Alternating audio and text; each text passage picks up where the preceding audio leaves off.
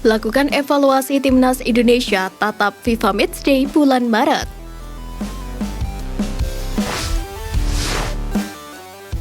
Usai gagal di Piala AFF 2022, Timnas Indonesia masih harus dihadapkan dengan FIFA Matchday yang akan berlangsung pada Maret mendatang.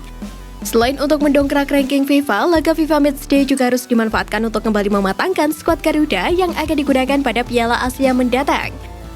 Kabar baiknya, Indonesia kemungkinan besar akan ketambahan 4 pemain pilar yang sebelumnya absen di Piala AFF 2022. Keempat pemain tersebut adalah Dimas Derajat, Sandi Walsh, Elkan Bagot, dan Zain Patinama. Dimas Derajat sebelumnya harus absen di Piala AFF 2022 karena mengalami cedera beberapa hari sebelum turnamen. Absennya striker Persikabo 1973 itu cukup mempengaruhi ketajaman lini depan Timnas Indonesia di Piala AFF 2022. Sementara Sandi dan Elkan terpaksa harus absen karena tidak mendapatkan izin dari klubnya masing-masing. Hal ini karena Piala AFF bukan bagian dari kalender FIFA, sehingga klub tidak memiliki kewajiban untuk melepas pemain ke timnasnya. Akan tetapi, klub diwajibkan untuk melepas pemainnya untuk membela tim nasional pada FIFA Matchday mendatang. Oleh sebab itu, Sandi dan Elkan kemungkinan besar bisa memperkuat Timnas Indonesia di FIFA Matchday mendatang. Adapun Zain Patinama saat ini telah memasuki tahap akhir untuk memperoleh kewarganegaraan Indonesia. Apabila tidak ada kendala, Zain kemungkinan bisa memperkuat Timnas Indonesia pada FIFA Matchday bulan Maret. Hingga saat ini belum diketahui negara mana yang akan menjadi lawan Timnas Indonesia di FIFA Matchday mendatang. Namun peringkat 100 besar FIFA menjadi target realistis PSSI. Sebab di FIFA Matchday sebelumnya, skuad Garuda menghadapi Curaçao yang saat itu memiliki peringkat 84 FIFA. Dan hasilnya Timnas Indonesia sukses meraih kemenangan dalam 2 pertemuan. Adapun FIFA Matchday terdekat dijadwalkan berlangsung pada 20 hingga 28 Maret mendatang. Jadwal tersebut tepat setelah Sintayong memimpin Piala Asia U20 yang berlangsung pada 1 hingga 18 Maret mendatang.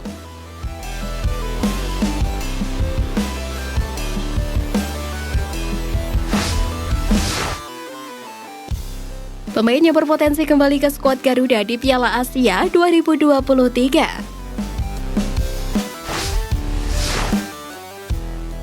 Pertama, Irfan Jaya.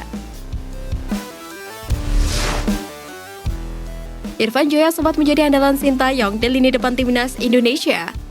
Bahkan dia tampil sangat impresif di Piala AFF 2020. Terakhir kali, Irfan Jaya menghiasi skuad Timnas Indonesia adalah pada kualifikasi Piala Asia 2023 pada Juni tahun lalu. Sayang setelah itu, dia mengalami cedera serius. Cedera itu membuatnya tertepikan dari skuad Timnas Indonesia. Kini ex-punggawa PSS Sleman itu mulai kembali bermain untuk Bali United dengan torehan 1 gol dari 6 pertandingan di Liga.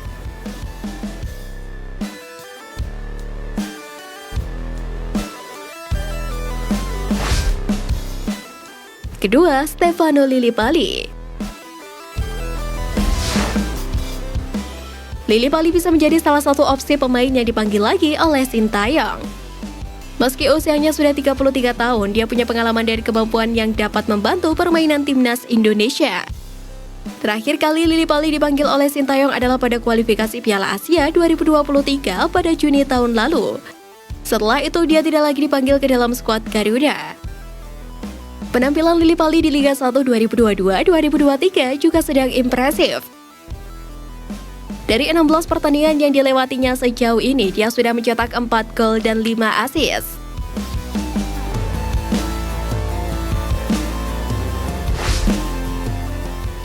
Ketiga, Alfeandra Dewangga.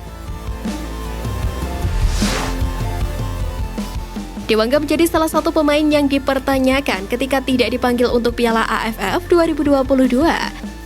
Namun cedera dan isu di luar lapangan membuat Sintayong mengambil keputusan tersebut. Meski begitu, Dewangga berpotensi untuk kembali dipercaya Sintayong, mengingat usianya yang masih muda dan bisa bermain di berbagai posisi. Meski lini belakang Timnas Indonesia memiliki beberapa pemain keturunan, namun Dewangga cocok untuk menjadi pengganti Farudin yang mulai kehilangan performa terbaiknya.